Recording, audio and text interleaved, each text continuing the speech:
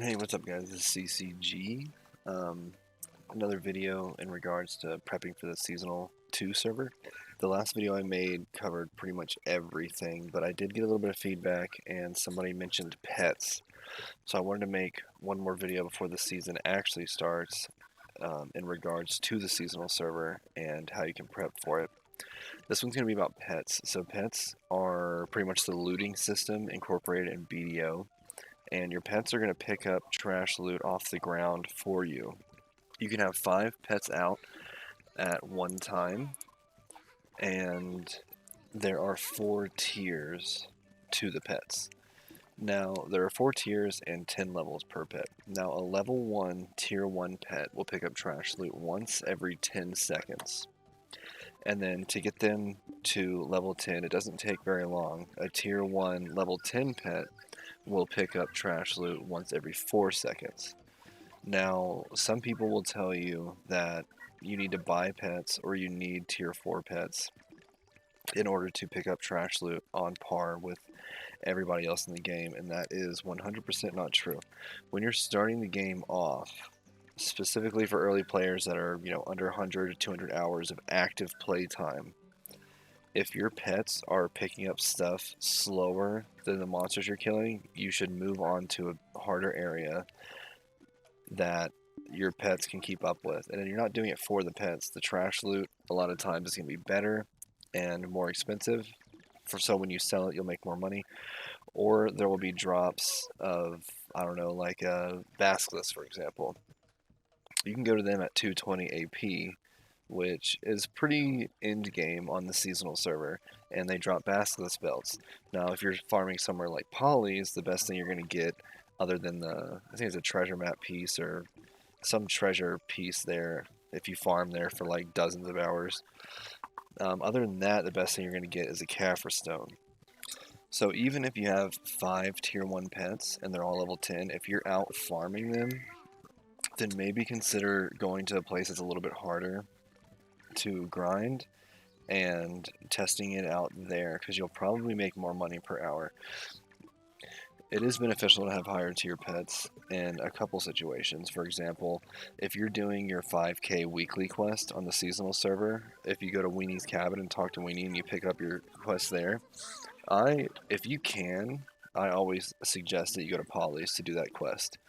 Now, once your AP gets a little bit higher, once you're at 220, even 210 and above, once you reach that AP, I actually out farm my pets. They can't pick up all the trash loot because the packs are super condensed. One note I wanted to add real quick right here is that once I got in game on the seasonal server, about 3.5, 4 weeks in, I was out farming my pets by quite a bit, like I had said, but that was with them on agile mode. So this is another thing you can keep in mind. If you start out farming your pets, it takes more of their energy, so you'll need more food. But if you're out farming your pets, the first thing you should try before upgrading their tiers is to put them on agile. So that's one situation where having higher tier pets would definitely be beneficial. Now, the only thing you're going to be missing out on is, a couple time-filled stones and some other stones. Maybe you'll miss 1 or 2 Caphras an hour and a lot of the trash loot. And Polly's trash loot is not very expensive at all, so you don't make a lot of money off that anyway. The first thing I want to talk about is the tiers. So the tier 1 pet at level 1 is 10 seconds. Tier 1 at level 10 is once every 4 seconds. Tier 2 at level 10 is also 4 seconds. A tier 3 pet at level 10 is every 3 seconds, and a tier 4 pet at level 10 is every 2.5 seconds. So going up to tier 4, if you don't have extra pets, there's really no reason to spend money doing it unless you're bored. And by money, I mean either real money or silver. And the main reason why is because if you go to exchange, let's say I wanted to get Ducky, I wanted to get him up to, actually I can't use him, let me use somebody else. Let's do the puppy. Okay, say I wanted to get him up to tier 4. Now I can use another tier 3 pet.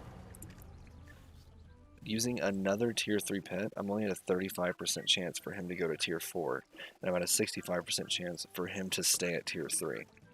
So wasting a tier 3 pet or multiple tier 3s and tier 2s or whatever pets just for a 0.5 second increase isn't very worth, in my opinion. Now, if you find value in it, then by all means go ahead and do it. So let's move on to the pets that you can get for free. So the first one is, I don't know when they implemented this, but all new players on day 2 of their daily login as a new player, they're going to get the cuckoo bird. And for me, that is my ducky. You get this guy. You get that on day 2. Now the next pets that are going to be easy for you to get is going to be a quest line. The quest line, it's actually not a quest line, it's just one individual quest, but there's 3, and all of them give you a pet. The first one you can do is after you finish the Balanos quest line. You'll end up getting this little dog.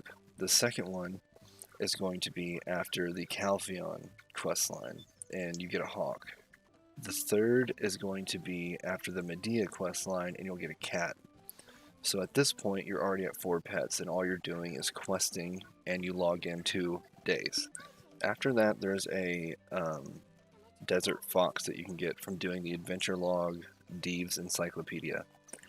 Deeves Encyclopedia doesn't require a bunch of fighting and combat and stuff like that, so there's really no bar as to what you need in order to complete it. However, you will have to fight an ogre, and you can be relatively low AP and fight this ogre, and it's no problem. And by a ogre, you have to fight them until you get the drop. Or you can run up and hit it once and then have your friend kill it, and then you'll both be able to loot it. Other than the ogre, you will need to either buy or obtain an ogre's ring. These costs, right now, they're going for, the cheapest one is 114 million. So that's another thing that you got to keep in mind. But let's take a look at Deeves real quick.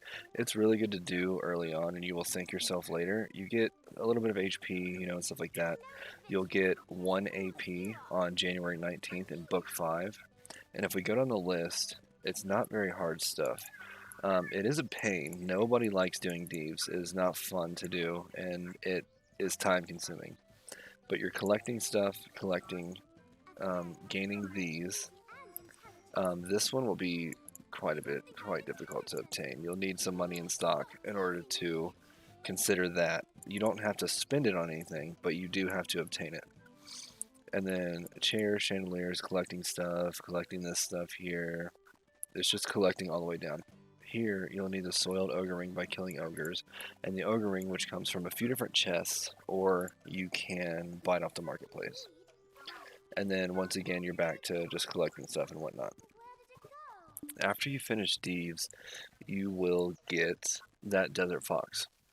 Now, I haven't done Deeves, I don't have it, and I also haven't ever bought pets. I got the hedgehog from buying the game, and then all of these other things I got through the methods I'm talking about, or pre-ordering on Marketplace, which we're going to talk about in a minute.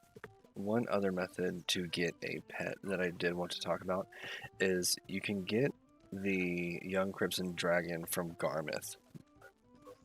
And especially when you start the game and you're kind of new, fighting these bosses is a really good way to make money because it takes virtually no time. The longest it can possibly take, aside from running there and running back, is 20 minutes. And all you have to do, if you're not strong enough to fight the boss the whole time, all you have to do is run up and hit it, or join a party with somebody that is also fighting the boss. And even in that situation, I would suggest running up and hitting it. I haven't tested that out, so I'm not sure if just being in the party will give it to you. Although, when I go do Vel, I shoot Vel with my cannon, and nobody else harms him, and they do get the drops as well. But the young Crimson Dragon is a really good pet, and I honestly wish I had it. But I don't. I'm sure if I made a pre-order and let it sit there for a while, that I would eventually get one.